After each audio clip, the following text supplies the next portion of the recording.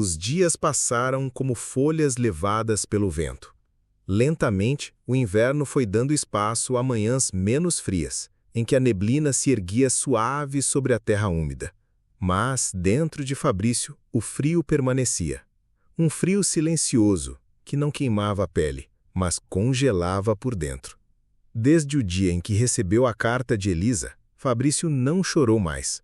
Não sorria, não falava. Apenas caminhava pela pequena casa de madeira azul clara como se fosse um espírito sem corpo. Dormia pouco. Às vezes, Madalena acordava de madrugada e o encontrava sentado na varanda, olhando o céu escuro cheio de estrelas, com os olhos azuis fundos refletindo a lua, como dois pedaços de gelo quebrados. Em alguns momentos, Madalena se aproximava, sentava-se ao lado dele e apenas ficava em silêncio. Ela entendia que, para certas dores, não havia palavra que aliviasse. Então, apenas estava ali, deixando que ele sentisse sua presença, seu calor, sua vida. Certa manhã, enquanto colocava lenha no fogão para ferver o leite recém-tirado, Madalena sentiu a presença dele atrás de si. Virou-se devagar e encontrou o Fabrício parado na porta da cozinha, com o rosto meio escondido pelos cabelos pretos bagunçados. A pele bronzeada parecia mais viva agora, ainda que marcada por cicatrizes. Mas o que mais doía em vê-lo era seu olhar, distante, sem brilho, como se olhasse para um mundo que ninguém mais podia ver. Ele respirou fundo, apoiando uma mão no batente de madeira. "Madalena", disse ele com a voz rouca, baixa, como se falasse consigo mesmo. Ela enxugou as mãos no avental florido e se aproximou, passando a mão de leve no rosto dele. "O que foi, meu filho?" Os olhos dele se encheram de lágrimas que não caíram. Ficaram ali, paradas, como se temessem tocar o chão. "Por quê? Por que tanta maldade existe no mundo?" perguntou ele, olhando o chão de madeira rústica. Madalena sentiu o peito apertar. Segurou o rosto dele entre suas mãos quentes e firmes, obrigando-o a olhar em seus olhos castanhos. "Filho, a maldade existe porque muitos se afastam de Deus. Pensam que aqui na terra é eterno. Mas, mesmo em meio à maldade, existe bondade. Você é a prova disso. Tudo o que fizeram com você, e ainda assim, você está aqui, vivo, puro, ajudando. Isso que aconteceu com você é um milagre de Deus. Me pego pensando por que Deus está testando você. Será que você vai ser médico e salvar vidas?" Soltou um sorriso caloroso. As lágrimas dele caíram, silenciosas, molhando os dedos dela. Madalena encostou sua testa na dele e fechou os olhos. "Não importa quão escuro seja o mundo lá fora, aqui dentro, Fabrício, ainda pode existir luz. Não deixe que tirem isso de você, meu filho." Naquele dia, algo mudou dentro dele. Pela primeira vez, a palavra filho soou real, não como um título vazio, mas como um abraço quente ao redor de seu peito ferido. Nos dias seguintes, Fabrício começou a se levantar cedo. Antes mesmo do canto dos galos, ele já estava de pé, ajudando Madalena a acender o fogão de lenha, carregava baldes de água, alimentava as galinhas, colhia ovos mornos ainda cheios de vida. Espalhava milho pelo terreiro e sorria pequeno ao ver as aves carem com alegria. Quando Madalena acordava, encontrava a massa do pão de queijo já preparada, coberto por um pano limpo sobre a mesa. Fabrício estudava cada movimento dela enquanto moldava os pãozinhos e colocava no forno a lenha, memorizando tudo. Depois, ia até o curral e tirava leite das vacas, com paciência e delicadeza. Falava baixo com elas como se fossem pessoas, e as vacas, calmas, olhavam para ele com olhos negros, cheios de uma paz silenciosa. Certa tarde, enquanto colhia jabuticabas maduras para fazer geleia, Madalena o chamou da varanda. "Fabrício, vem cá, meu filho." Ele largou o balde e foi até ela, limpando as mãos sujas de seiva nas pautas surradas. Madalena sorriu, passando a mão no cabelo dele. "Amanhã é dia de feira. Você vai comigo, tá bom?" Ele hesitou por um momento, sentindo o coração apertar. Não sabia se estava pronto para ver pessoas, mas Madalena segurou as mãos dele e sorriu com aquele sorriso que quebrava qualquer medo. Eu quero que as pessoas conheçam meu anjo, o meu filho, disse ela. Fabrício baixou os olhos, envergonhado, mas sentiu algo quente no peito. Pela primeira vez, sentiu vontade de existir. No dia seguinte, partiram antes do amanhecer.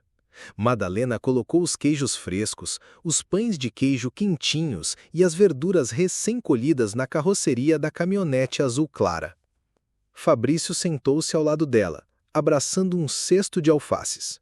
Enquanto desciam pela estrada de terra batida, o céu ia clareando, tingindo o mundo de tons cor-de-rosa e dourado. Chegaram à feira ainda cedo, quando os primeiros comerciantes montavam suas barracas. Madalena estacionou perto do mercado municipal e começou a organizar seus produtos na barraca simples de madeira. Fabrício a ajudava em silêncio, colocando os queijos sobre panos brancos bordados com flores azuis. Logo, os primeiros fregueses chegaram.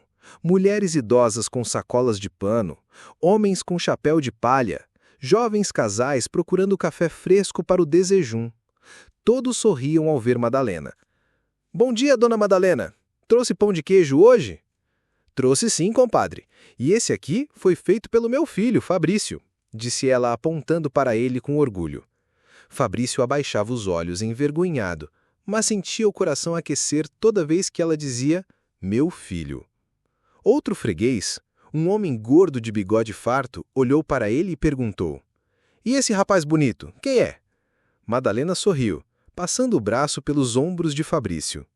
É o meu filho amado, o meu anjo, disse ela olhando nos olhos dele com ternura. Os olhos de Fabrício se encheram de lágrimas que ele conteve com dificuldade. Sentiu um nó na garganta, mas foi um nó diferente, um nó de emoção, não de dor. Os dias passaram e Fabrício começou a falar mais. Aos poucos, contava histórias curtas de Elisa para Madalena enquanto colhiam alfaces juntos na horta. Contava que ela gostava de doce de leite, que tinha medo de trovões, que dormia abraçada ao braço dele para sentir segurança. Madalena ouvia tudo em silêncio, colhendo e colocando as verduras na cesta de vime, mas seus olhos sempre se enchiam de lágrimas. Depois que ele terminava, ela acariciava os seus cabelos e dizia: ela era linda, meu filho, igual você. Com o tempo, Fabrício passou a chamá-la de Madá. No começo, disse baixinho, com medo de parecer desrespeitoso. Eu posso te chamar de Madá? Ela sorriu com os olhos castanhos brilhando de lágrimas contidas e o abraçou apertado. Claro que pode, meu filho, claro que pode, disse ela encostando o rosto nos cabelos dele. Ele sentia saudades de Elisa todos os dias, uma saudade que queimava como fogo frio, mas ao mesmo tempo sentia que estava vivo de novo, que havia algo bom no mundo, que existiam pessoas como Madalena que o chamavam de anjo, que o olhavam como filho e não como fardo ou lixo. Ele trabalhava sem que ela pedisse. Limpava o galinheiro, varria o terreiro, cuidava das roseiras, colhia mangas maduras e levava até ela, orgulhoso. Aprendeu a separar o leite para fazer queijo e coalhada. Aprendeu a plantar, a colher, a amassar a massa do pão de queijo até ficar no ponto certo. Em cada coisa que fazia, colocava amor, porque era a única forma que conhecia de agradecer. Não com palavras, mas com gestos. Com pequenos pedaços de si mesmo que entregava a ela todos os dias sem perceber. As noites no sítio eram calmas. Depois do jantar, sentavam-se na varanda de madeira para olhar as estrelas. O cachorro velho deitava ao lado, ronronando baixo. O vento balançava as jabuticabeiras, espalhando o cheiro adocicado de flores e frutos maduros pelo ar. Madalena colocava um cobertor sobre os ombros de Fabrício e ele encostava a cabeça no ombro dela, fechando os olhos, sentindo o peito doer de saudade, mas pela primeira vez sem medo. Ele sabia que as cicatrizes da alma nunca iriam desaparecer, mas, ali, sentado ao lado de Madá, sentia que podia aprender a viver com elas. A dor ainda existia, Mas havia espaço para outras coisas agora. Para a gratidão, para o carinho, para um amor que não pedia nada em troca além de existir. E todas as noites, antes de dormir, ele fechava os olhos e sussurrava ao vento: "Boa noite, minha princesinha. Dorme bem. O maninho tá aqui." Então, o vento balançava as cortinas finas da janela e ele sentia o cheiro de flores e o calor de um abraço invisível, como se Elisa dissesse: "Eu sei, maninho, eu sei."